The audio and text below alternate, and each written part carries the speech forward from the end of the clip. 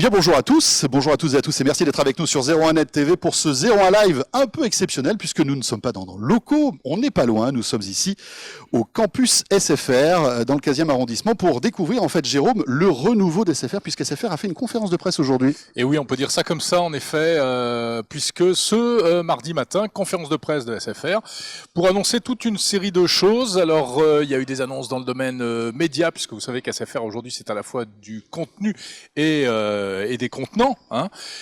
Donc des annonces médias, des annonces télécom, internet, fixe, mobile, etc. On va parler de tout ça avec notre invité. Grégory Rabuel est avec nous, bonjour. Bonjour. Vous êtes le directeur général grand public de chez SFR et merci en tout cas d'avoir accepté notre invitation. On le voit derrière les écrans qui sont là, la devise SFR c'est nos clients avant tout. Ça va peut-être surprendre quelques-uns de nos internautes qui nous suivent parce que c'est vrai qu'on a l'impression que c'était un peu en jachère, ça, le fait que les clients étaient mis en avant. Peut-être avant de parler du nouveau d'SFR, expliquer un petit peu ce qui s'est passé. Pourquoi SFR a été autant dans la tourmente, Grégory Rabuel, depuis ces dernières semaines, ces derniers mois ? Écoutez, d'abord, je crois qu'effectivement, ça résume bien notre ambition et le positionnement qu'a SFR et qu'on a pour les prochaines semaines, pour les prochains mois, nos clients avant tout. Écoutez, moi, j'ai pas vraiment envie toujours de reparler du passé, hein. Ce qu'on peut dire, c'est qu'effectivement, depuis qu'on a racheté SFR il y a 3 ans, la restructuration de l'entreprise a mis du temps. Vous savez qu'on avait un engagement pour ne pas faire de restructuration justement pendant 3 ans. Là, on sort d'un plan de départ. C'est-à-dire que sur 15 000 salariés d'SFR, il n'en reste plus aujourd'hui que 10 000 à peu près. Exactement. Hein. Voilà, il y a un plan de départ de 5 000 personnes. Exactement. Comme l'ont fait nos concurrents, il était nécessaire pour SFR de se restructurer également. Et maintenant, c'est derrière nous. Bien dans le micro, s'il vous plaît, pour qu'on vous entende bien. Ça s'est passé dans des conditions les meilleures possibles. Et je crois qu'aujourd'hui, on est désormais prêt pour la reconquête. Et effectivement, la reconquête passe évidemment par une reconquête commerciale, mais avant tout par une restauration de la relation client et par le fait de traiter nos clients avec sans doute un peu plus de proximité et d'attention que ce qu'on a pu faire ces dernières semaines. Alors justement, on va rentrer dans le détail puisque bon, ceux qui nous regardent savent, il faut le préciser, François, que 01net TV appartient au groupe et dans le même groupe qu'SFR, mais ça ne nous empêche pas de tout nous dire. Et en effet, en matière de relations clients, je vais citer un chiffre parmi d'autres, observatoire de l'AFUT, les utilisateurs des services internet, explosion des plaintes en 2017, plus 50%. On le voit bien également tous les messages qu'on reçoit sur les réseaux sociaux. Pour l'instant, gros problème visiblement de relations clients. Alors qu'est-ce que vous allez faire pour régler tout ça? Où en êtes-vous? On fait déjà plein de choses depuis plusieurs mois et effectivement les chiffres que vous donnez, c'est une enquête de 2017. On a probablement abordé les choses avec nos clients, notamment dans un certain nombre d'approches marketing, parfois même de modification de tarifs, d'accompagnement de lancement de contenu avec des dispositions qui pouvaient être mal vécues par nos clients. Avec notamment des abonnements qui augmentaient de manière intempestive parce qu'ils avaient on proposait des options supplémentaires. Exactement. Alors que l'abonné l'avait pas demandé. Donc finalement, est-ce que proposer ou imposer une option supplémentaire quand une augmentation de tarif est le bon schéma quand on veut restaurer ou avoir une relation client de qualité? La réponse est non. Est-ce qu'on va continuer à faire ça? Bien sûr que non. Est-ce qu'on a compris qu'il fallait plus le faire? Bien sûr que non. Bon, ça fait 3 bonnes résolutions déjà. Et donc d'abord, on commence par ça. D'abord, on écoute nos clients. Voilà, moi, je n'étais pas à la tête de l'équipe grand public de SFR il y a quelques mois. Je préfère me tourner vers l'avenir. Il y a des erreurs qui ont été faites, mais probablement qu'on est allé un peu vite sur un certain nombre de sujets et que quand on lance quelque chose, finalement, si on parle de contenu, on parle d'options, elle doit se suffire à elle-même pour que les clients aient envie d'y souscrire et donc de payer pour, plutôt que simplement devoir la subir et payer pour. Ça peut pas marcher. Il y a eu, malgré tout, des licenciements dans le groupe et notamment au niveau du support client. Est-ce que finalement, du coup, ceci n'explique pas cela? Alors, il n'y a pas eu de licenciement. Il y a eu un plan de départ volontaire et donc il y a eu 5000 collaborateurs qui ont quitté l'entreprise sur la base du volontariat et avec un accompagnement financier extrêmement généreux de la part de SFR. Je veux dire, en tout cas, ça fait des troupes en moins. Certes, notamment pour la relation client. Certes, effectivement. Mais du coup, on est totalement structuré avec nos prestataires et nos partenaires de relations clients pour pouvoir adresser les besoins de nos millions de clients. Vous savez par ailleurs qu'on a acquis un prestataire important de relations clients qui s'appelle Intelsia. Donc pourquoi on a décidé de faire ça et pourquoi le groupe Altis a décidé de faire ça? Pour pouvoir justement mieux gérer, mieux monitorer la relation client et l'exécution opérationnelle de la discussion et de l'échange avec nos clients. Et je pense que c'est un signe fort dans la volonté d'y arriver. Pardon Grégory, mais je suis client SFR, j'ai un problème avec ma box. Ce que vous venez de me dire, ça se traduit comment? Je vous appelle, est-ce que vraiment ça va aller plus vite qu'avant? Est-ce qu'on va me trouver Est-ce que je vais pas être rapidement des baladé de solutions? service en service Plusieurs points qui sont probablement assez normaux quand on est dans un cadre de relation client et qui n'étaient peut-être pas il y a quelques mois chez SFR. Lorsque vous appelez, vous avez envie qu'on décroche rapidement. Aujourd'hui, 90% des appels sont décrochés entre 45 et 60 secondes. Ensuite, vous avez envie que votre interlocuteur ait un bon diagnostic de votre incident ou de votre panne, puisque vous évoquez un problème avec une box. Et donc, on leur a donné les moyens à nos agents de premier niveau qui répondent de pouvoir identifier et diagnostiquer la panne. On les a mis en relation directe avec nos sous-traitants techniques sur le terrain pour que directement, dès le premier appel, dès le premier interlocuteur à qui vous parlez, ce dernier peut diligenter une intervention technique sur le terrain chez vous pour résoudre votre problème. Ce n'était pas le cas. Avant, il fallait 4 niveaux de discussion avec 4 interlocuteurs différents pour y arriver. Ça ne pouvait pas marcher. Il fallait passer l'après-midi. Bah oui, j'ai souvent tendance à expliquer quelque chose qui est pas très glorieux, mais on était parfois amené à effectivement expliquer son problème une fois, 2 fois, 3 fois dans la même journée à 3 interlocuteurs différents. Vous avez différents. rebooté votre box. C'est ça. Avec un diagnostic ou un script qui était parfois un peu obsolète. Donc on a également changé les scripts des agents. Donc on simplifie l'organisation du service client, on donne plus de moyens et on a une organisation globale de l'entreprise.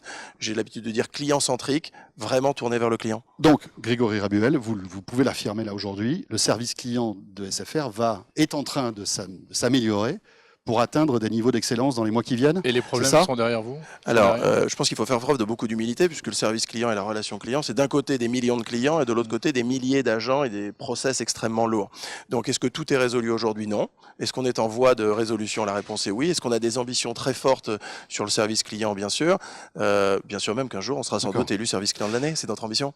Alors, il y a plusieurs sujets qui ont écorné un peu l'image SFR. Il y a ça, il y a eu aussi l'absence de réseau. Pendant des années, la 4G n'était pas au niveau. Aujourd'hui, où en est-on en termes de couverture 4G chez SFR? Est-ce que vous êtes au niveau d'un Orange, par exemple, qui est votre principal, on va dire, compétiteur, ou Bouygues? Ouais, je pense que Je parle pas de Free, parce que Free a un réseau qui est de moins bonne qualité aujourd'hui en 4G.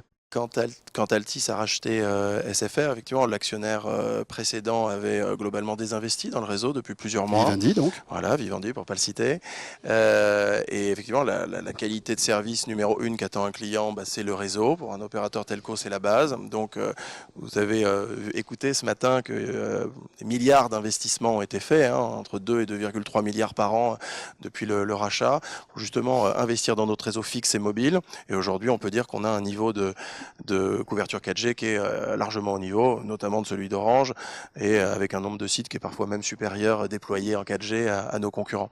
L'objectif, c'est d'arriver à 100%. On peut arriver à 100% de couverture en 4G sur un territoire, en l'occurrence la France, ou pas? Ce sera un challenge difficile, mais c'est une ambition qui est prise. Et vous savez qu'on a pris des engagements avec le gouvernement récemment, et donc on va les tenir. Et l'ambition, c'est d'amener la 4G partout. À 100% de la population, pas du territoire. Bien sûr. C'est une autre histoire. Et vous annoncez 99%, je crois, de couverture d'ici la fin de cette année? C'est ça. C'est une ambition très forte, ouais. Et donc, on a des déploiements de sites permanents. Et aujourd'hui, effectivement, dans l'expérience client, plus personne ne se plaint du réseau chez SFR, et c'est devenu même un atout, à la fois pour la data mobile et à la fois pour la voix.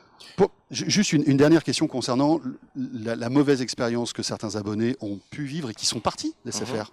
Il y a eu une hémorragie d'abonnés. Qu'est-ce que vous pourriez leur dire aujourd'hui pour qu'ils reviennent chez vous? Quels sont les messages clés? Rapidement, s'il vous plaît. Non, je pourrais leur dire qu'on les a entendus, qu'on a compris que certaines erreurs ont pu être commises, et puis c'est à nous de proposer des expériences clients, des produits disruptifs, des innovations qui leur donnent envie de revenir. Le client, par définition, il est libre, il est parti, il pourra revenir. Est-ce qu'il est vraiment très content de là où il est allé? On sait malheureusement qu'on est dans un business aussi où il y a beaucoup de clients qui testent et qui évoluent entre les opérateurs. Donc moi, ce que j'ai envie, churn notamment, un indicateur clé pour nous, et ben j'ai envie de leur dire venez réessayer SFR. Vous verrez que le nouvel SFR a changé, et je pense qu'ils pourront être extrêmement satisfaits chez nous. Alors tout ça nous amène naturellement aux offres que vous allez continuer à commercialiser.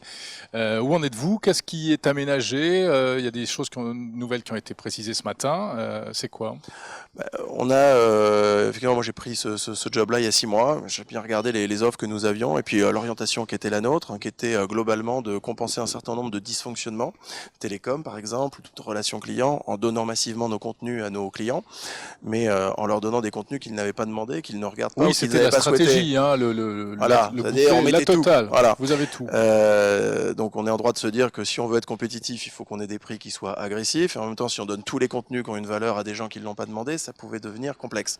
Donc on a mené un chantier de simplification extrêmement important, donc à la fois sur nos nouvelles offres mobiles et sur nos nouvelles offres fixes qui viennent de sortir, avec une montée en gamme de 3 offres fixes et de 3 offres mobiles, basée sur le mobile par une montée en gamme autour de la data mobile, qui est quand même le sujet prégnant de la mobilité. Et puis sur le fixe, une montée en gamme avec des débits, également des box différentes en fonction du point de gamme dans lequel vous êtes. Vous pouvez nous donner quelques prix? Oui, ce que je peux vous dire, c'est que on est dans les prix du marché. Hein. Par exemple, on commence à partir de 23 € en tarif promotionnel pendant 12 mois sur de la fibre en fixe, et on est extrêmement compétitif. Et on passe à combien après un an? On passe à 35. 35, d'accord. Et il n'y a plus de location de box, tout est compris dans le prix aussi. Ah non, parce que finalement, dans la simplification, qu'est-ce qu'on a souhaité faire? C'est mettre des prix ronds. Les gens en ont marre d'avoir des prix qui sont pas complètement ronds. Et par ailleurs, on a un certain nombre de coûts qui pouvaient apparaître comme cachés pour le consommateur. C'est-à-dire qu'avant, on communiquait sur un prix avec une location de décodeur complémentaire, ce que continue à faire Orange, par exemple, ou Bouygues Télécom. Nous, on a décidé d'avoir un discours extrêmement clair. Donc, on a un prix directement, décodeur inclus. Très bien. On parle de décodeur. Tiens, on parle de décodeur. Vous n'avez pas annoncé de nouveau décodeur. Il est où le nouveau décodeur d'SFR? Alors vous savez que, à l'inverse d'autres concurrents qui annoncent leur nouveau décodeur depuis déjà 3 ans, nous on a lancé des décodeurs. Vous parlez de Xavier Niel et de Free, j'imagine. Par exemple, vous en parlez souvent d'ailleurs. Écoutez, nous on a des box qui sont beaucoup plus récentes. Hein. On a sorti l'année dernière une box FTTH, donc fibre et ADSL. Oui, la vôtre est moins vieille que la... elle est beaucoup moins vieille, celle de Free a 8 ans. Donc si vous voulez, moi j'en ai lancé une l'année dernière sur le FTTH et sur il y a aussi la Freebox Mini 4K qui est moins juste, vieille aussi. Et on a une box sur le très haut débit, sur le câble, qui est également extrêmement récente. Néanmoins, on travaille activement. Pas vous faire d'annonce aujourd'hui, mais bien sûr qu'on travaille et bien sûr qu'on a des ambitions de faire évoluer nos produits. Mais donc, il y aura une box future, ou est-ce que, parce qu'il y a certains opérateurs qui disent, la box elle va disparaître de toute façon, tout va être en OTT, tout va être des applications qu'on téléchargera sur sa télé. Quel est l'avenir de la box? Des petites clés HDMI, des choses comme ça. On a le droit de se poser la question de l'avenir de la box. Est-ce qu'il y aura une prochaine box SFR, une vraie box SFR? Il y aura probablement une nouvelle box SFR, et d'ici à ce que effectivement le marché de la box soit complètement. Je parle de la box TV, parce que la box réseau, elle sera obligée, on sera obligé d'en avoir une. Bien sûr, mais on a la conviction que bien sûr qu'il y aura encore une box TV chez SFR, bien sûr. Le décodeur. D'accord. Alors vous disiez, donc vous avez sorti tout ce qui était offert, donc, on a sorti tout pour le même prix. Ouais. Mais si on veut accéder à nouveau à ces contenus, à ces services, du coup il va falloir payer par strat, c'est ça, par option. Point très important, qu'on comprenne bien sur les offres fixes. Comme on a enlevé tous les contenus, les offres sont un peu moins chères. 5 € de moins sur la DSL par mois, 1 € de moins sur la fibre par mois. On était probablement dépositionné en ADSL chez SFR, donc on se remet dans le marché. Et vous pouvez souscrire donc à des offres de contenu, soit celles exclusives de SFR, que j'appelle les plus SFR, autour du sport, avec notre chaîne SFR Sport, dont on va reparler puisqu'elle va être renommée RMC Sport, et un plus SFR autour de ciné-séries. Vous savez qu'on a une chaîne, Alti Studio, SFR Play.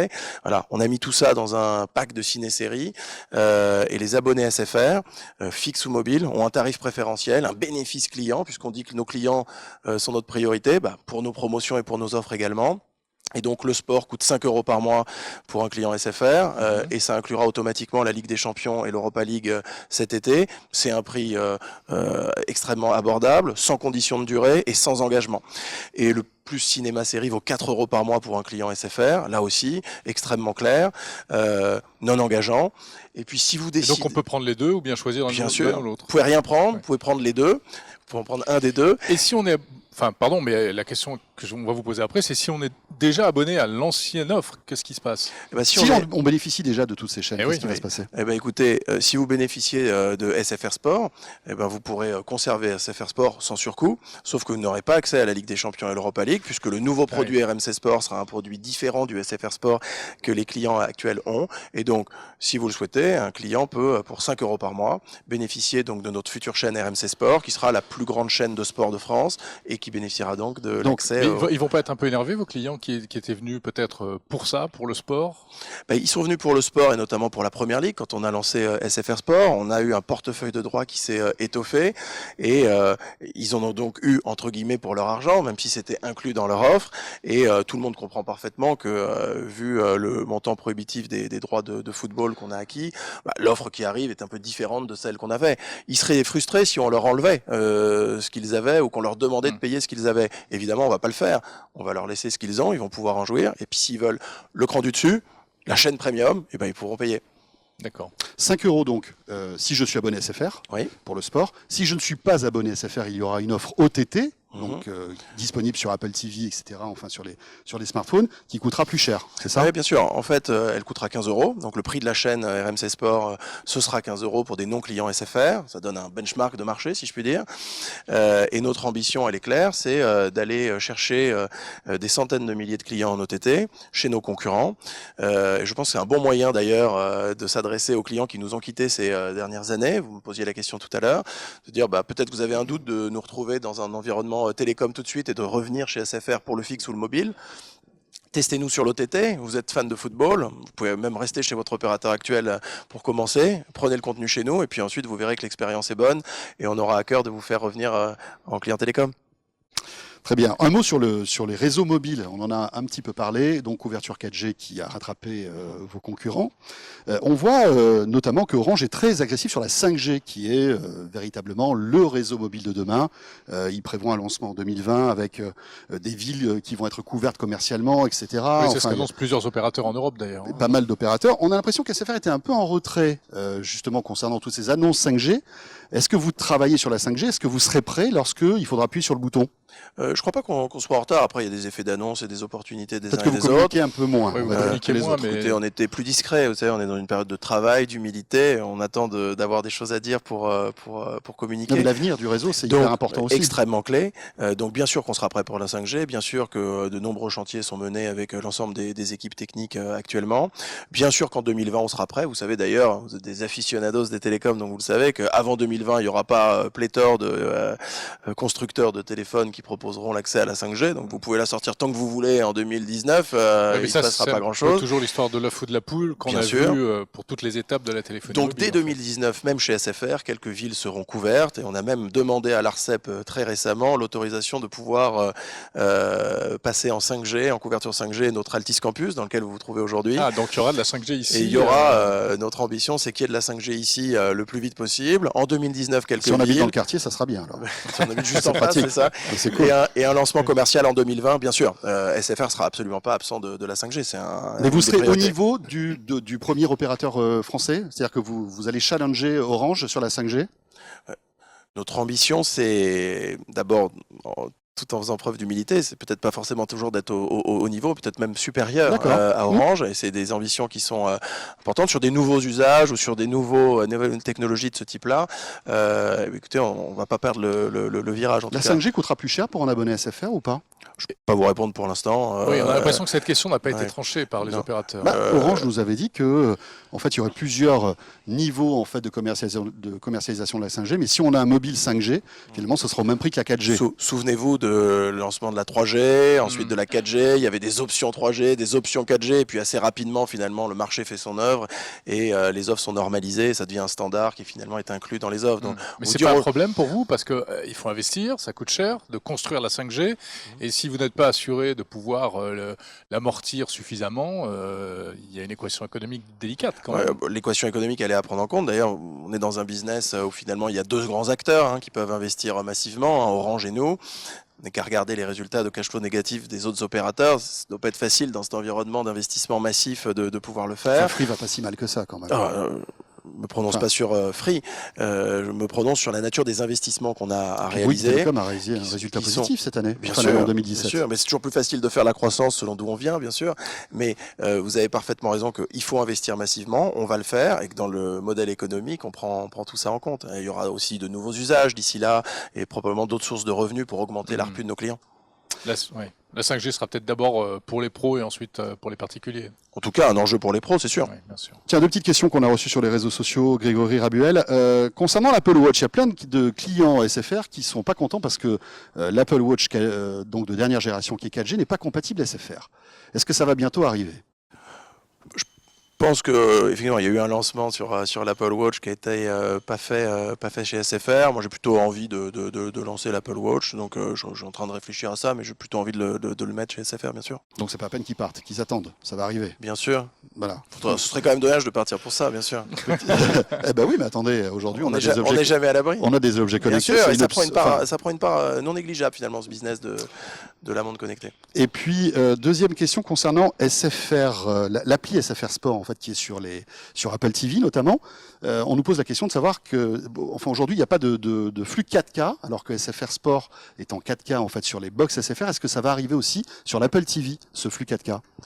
Est-ce que vous avez l'info? Écoutez, je n'ai pas l'info.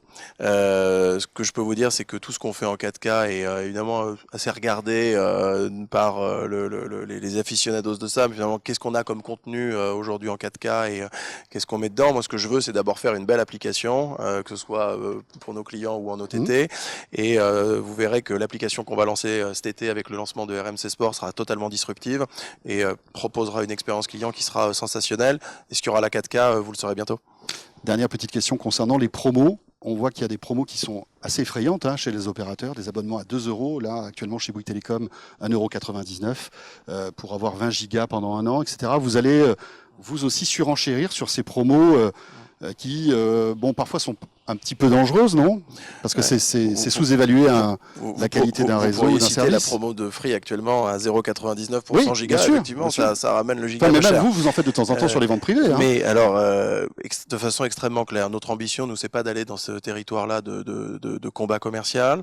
On fait des promos, bien sûr, on fait quelques ventes privées de temps en temps, à des prix qui sont supérieurs à ceux qu'on évoque là. La Néanmoins, dernière était à 5 € par mois. Exactement. Donc 5 fois plus cher que d'autres. Et ce que je veux dire, c'est que c'est pas un combat qui est pertinent pour nous, ni pour nos concurrents. Je pense d'ailleurs qu'on a tous intérêt plutôt à avoir des offres qui soient à la fois compétitives, mais qui soient en relation avec la nature des investissements qu'on a à réaliser. Donc SFR a jamais été le champion de la promo à prix cassé. C'est pas demain que ça va être le cas. Très bien. Merci. Merci beaucoup. Merci Grégory beaucoup pour Rabuel. votre invitation. Merci à vous de nous avoir reçus chez vous et puis merci d'avoir répondu À toutes nos questions et en toute franchise et sincérité. Merci beaucoup. Merci à vous.